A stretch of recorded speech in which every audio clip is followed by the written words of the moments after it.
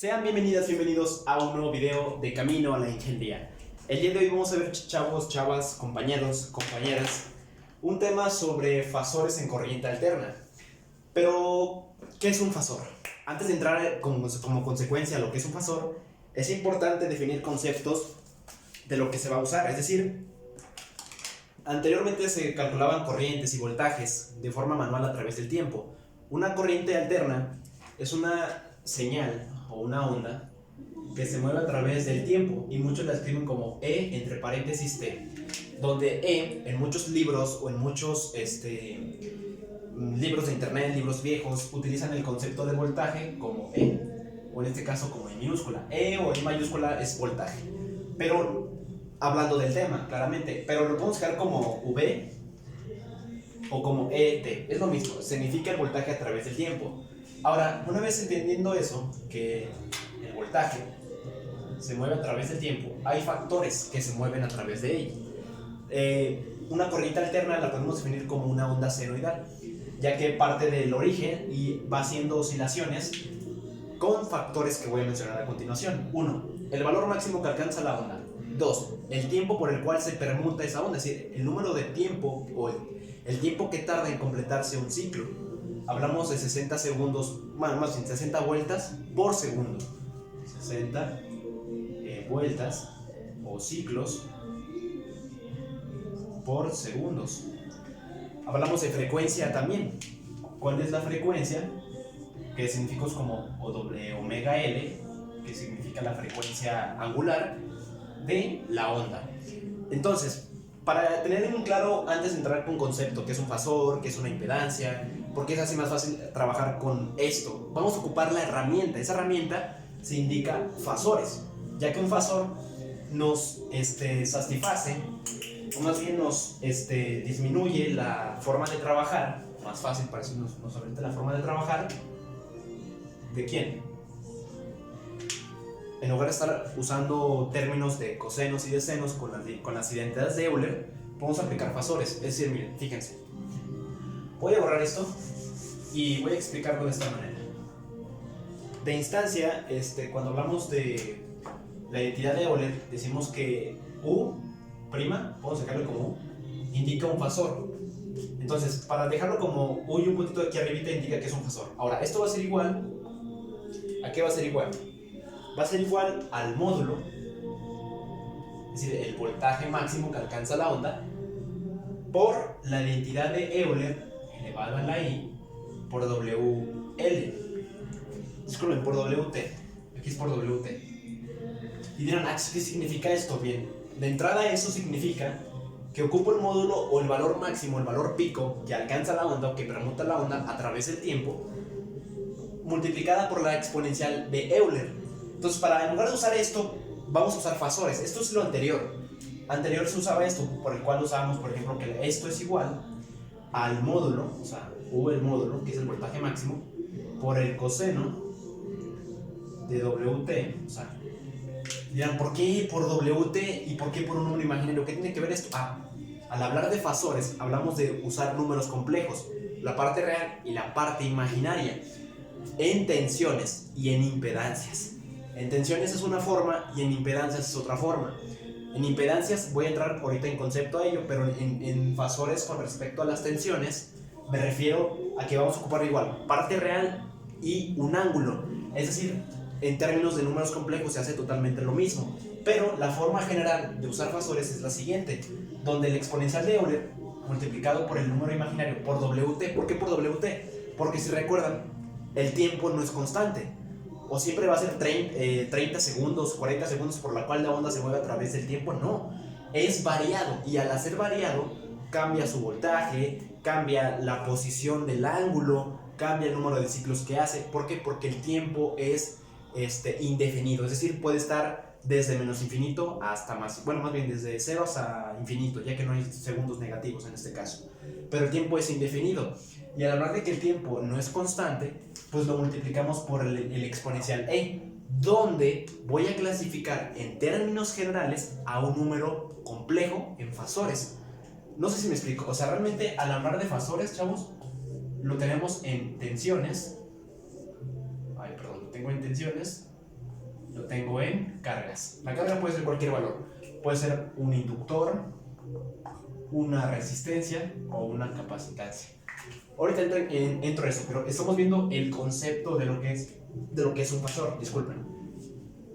Entonces, entendiendo el concepto de un fasor, vamos a definirlo como el número complejo. Es un número complejo. O sea, realmente es un número complejo. Es un número complejo que tiene como variable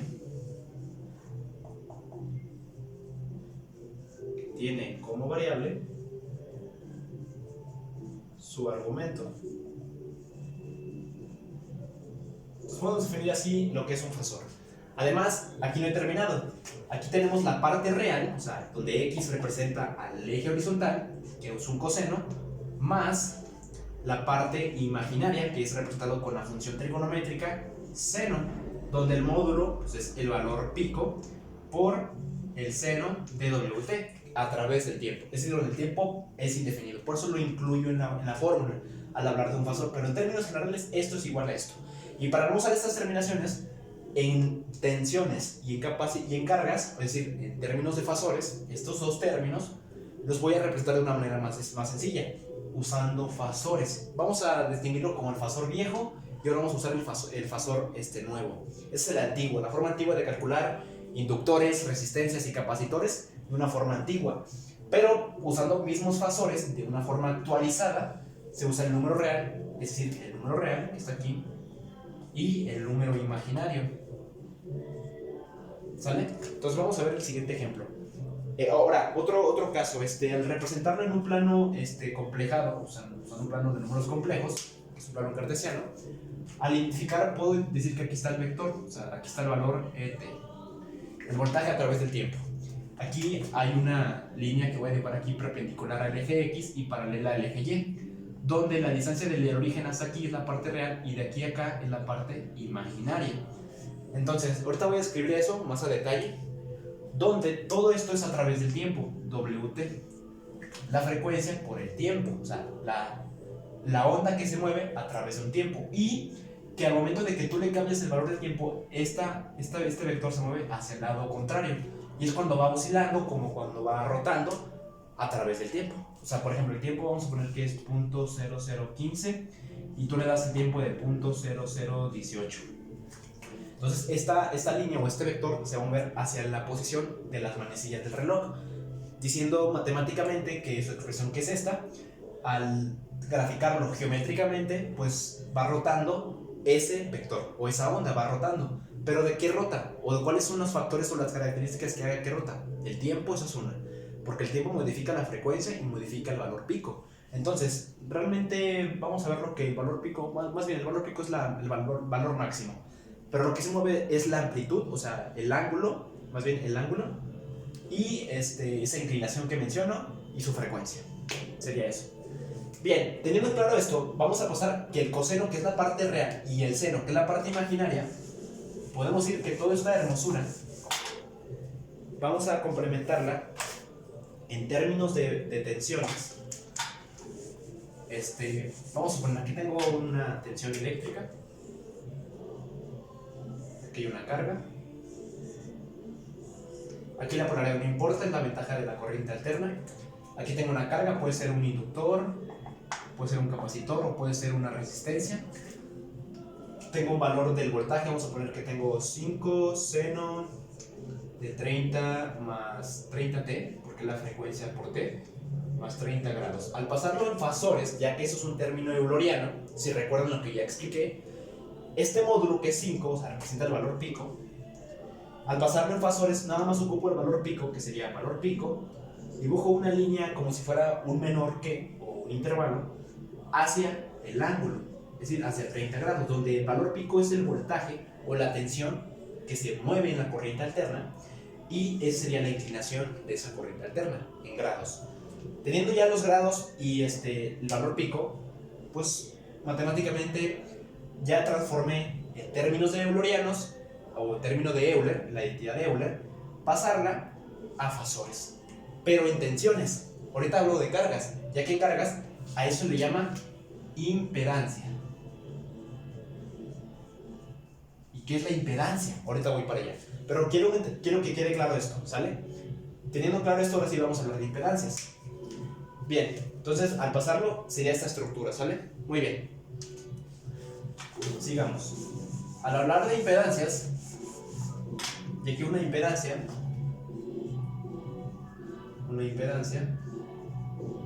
puede ser resistiva. Estamos hablando de resistencias. Claro, todas sus unidades de medida es en ohms, todas. Resistencia, inductiva y capacitiva. No voy a entrar a fondo de cada uno de ellos, pero en términos generales, un capacitor es en términos se dibuja así más o menos, o sea, su dibujo electrónico sería esta, su dibujo de la inductancia sería esta, y de la resistencia sería esta. Donde un capacitor es aquel, o es un dispositivo que almacena energía eléctrica, ocupa placas paralelas, hablando del campo eléctrico, se entra en vigor, pero no voy a entrar, voy a dejarlo sin claro. La inductancia es una bobina, su unidad de medida es en henrios, y la resistencia es una oposición que para todas es lo mismo, ojo, tanto la resistiva, la inductiva y la capacitiva son oposiciones al flujo de la corriente alterna. No sé si es claro, porque hablar de resistencia, si recuerdan el término de resistencia, es resistir a la fuerza que interviene ya sea una corriente o un voltaje en corriente alterna.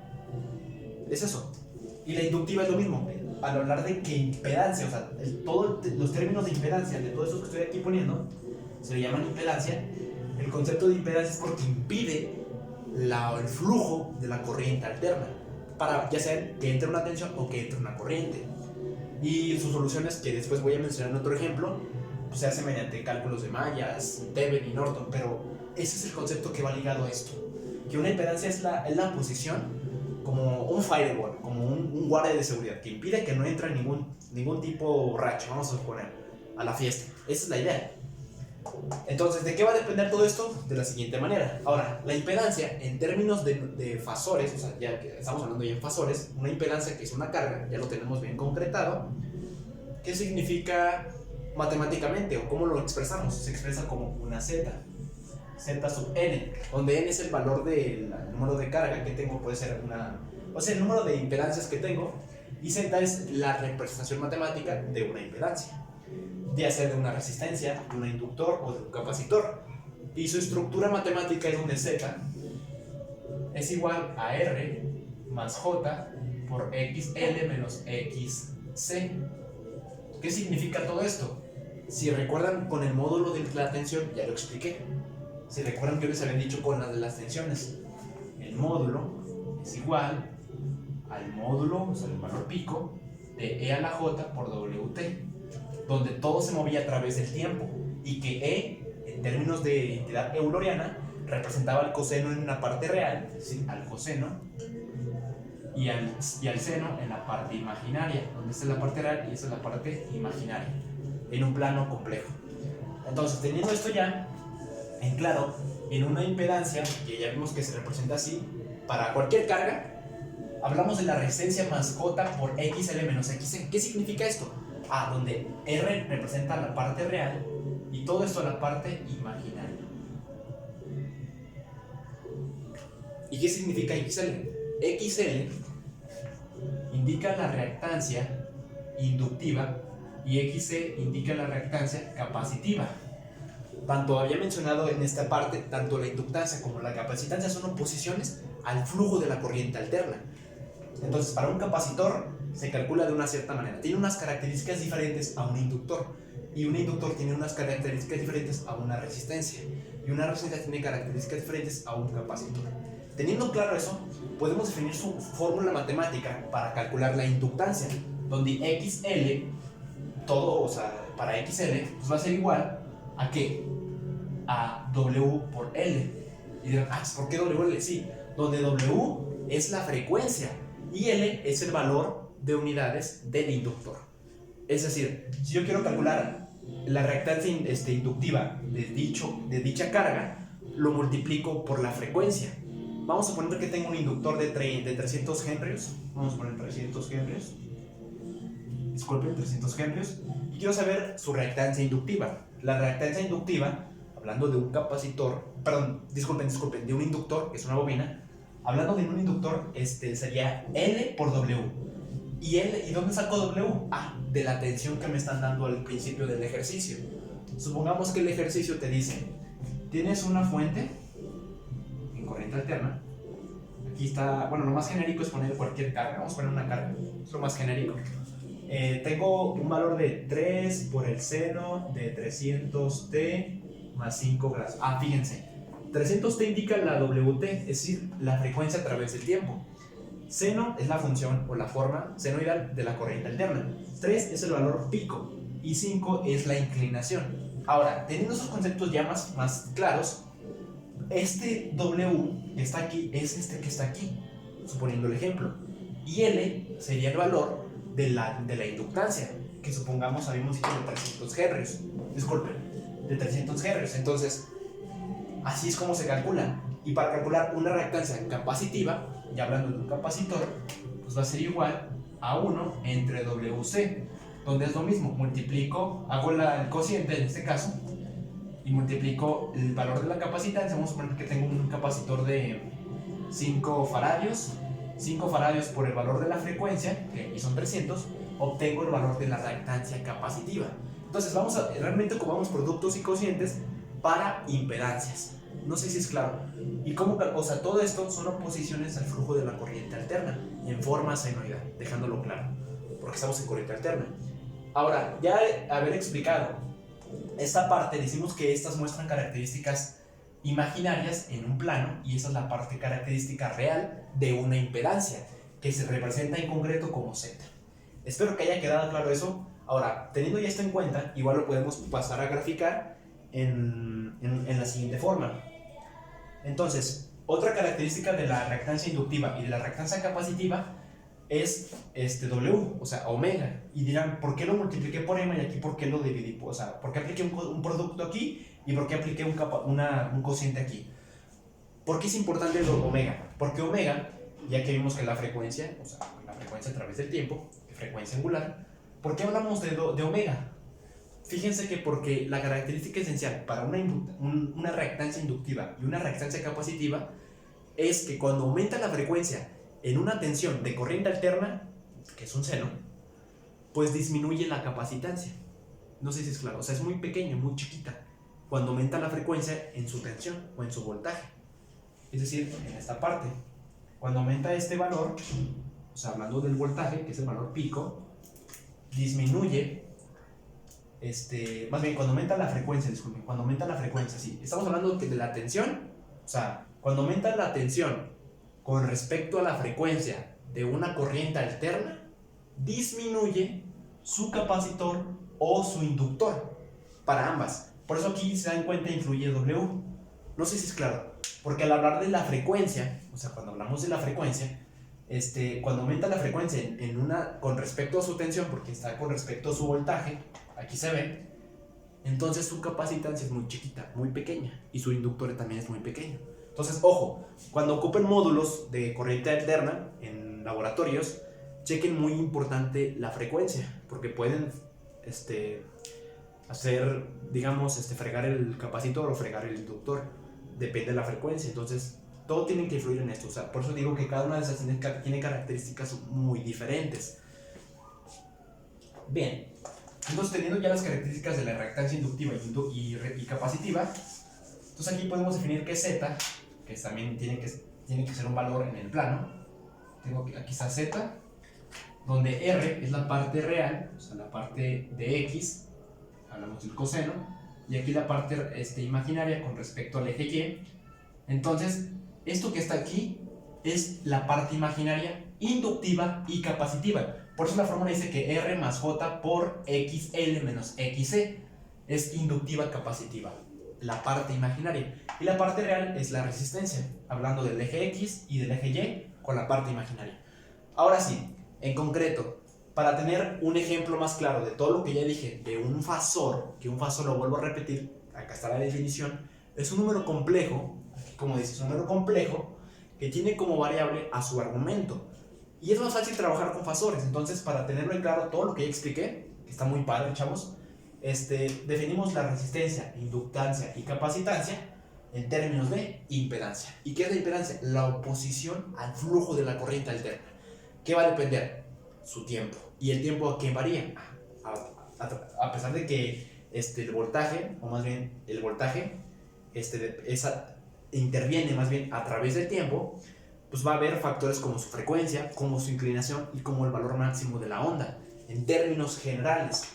Y teniendo ya más claro esto, para un ejemplo que voy a explicar en otro video, que lo voy a dejar aquí como continuar, por así decirlo, supónganse que tengo una tensión, corriente alterna, aquí tengo cualquier carga,